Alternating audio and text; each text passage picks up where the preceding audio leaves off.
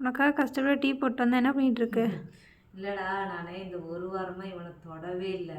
ஏன்னா பேக்கிங் வேலை, வறுக்கிறது, அரைக்கிறது இப்படியே ஒரு நாள் தொடவே இல்லை. பைப்பில் ஏங்கி போய் இன்னைக்கு வந்து மடியில் படுத்து தூங்குது. நல்லபடியாக நம்ம வந்து தீபாவளி ஆர்டர் எல்லாமே கம்ப்ளீட் பண்ணிட்டோம்.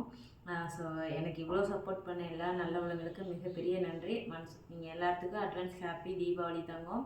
கண்டிப்பாக இதே போல் தீபாவளி முடிஞ்சு எனக்கு ஆர்டர் கொடுங்க. இப்போவும் ஆர்டர் கொடுங்க, நாங்கள் எடுத்துக்கிறோம். செவ்வாய்க்கிழமை மணிக்கு நாங்கள் போட்டுக்குவோம். இப்போ நீங்கள் எடுத்தாலுமே தீபாவளி வரைக்குமே உங்களுக்கு ஃப்ரீ புக்கிங்லேயே, அதாவது ஃப்ரீ ஷிப்பிங்லேயே நான் வந்து எடுத்துக்கிறேன். தேவைப்படுறீங்க நம்மளோட வாட்ஸ்அப் நம்பருக்கு வாட்ஸ்அப் பண்ணி ஆர்டர் ப்ளேஸ் பண்ணிக்கலாம். இந்த செல்லத்தை எத்தனை பேர் மிஸ் பண்ணுவீங்கன்னு சொல்லுங்கள். நான் உண்மையாலுமே ரொம்ப மிஸ் பண்ணுங்க. வந்து தூக்கி தூக்கி வெளியவே போட்டுருவேன். ஏன்னா உள்ளார தான் நம்ம வறுக்கிறோம், வந்து உணர்த்துறோம், பேக்கிங் பண்ணுறதுனால தூக்கி தூக்கி வெளியவே போட்டுருவேன். 3 பேர் வெளியவே தான் கிடந்தானுங்க. இன்றைக்கி வந்துட்டு பாருங்களேன், இன்றைக்கி ஏன்னா எல்லா ஒர்க்கும் கம்ப்ளீட் பண்ணிட்டேன். எல்லாம் டோட்டலாக முடிச்சுட்டு உட்காந்துருக்கேன் ஃப்ரீயாக. பயங்கர தலைவலி. டீ குடிக்கலான்ட்டு டீ போட்டு உட்காந்துருக்கேன். அந்த கேப்பில் தான் பைப்பில் வந்து தூங்குறான். இவன் வந்து அப்படியே அச்சு அசல் ரக்ஸ் எப்படி என்ன மாதிரியே இருக்கானா, அதே போல் பட்டு மாதிரியே இந்த செல்லக்குட்டி இருக்கான். அங்கே உனக்கு வயிறு எரியுது.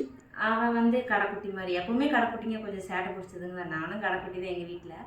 இருந்தாலும் ரொம்ப ஹாப்பி தான்.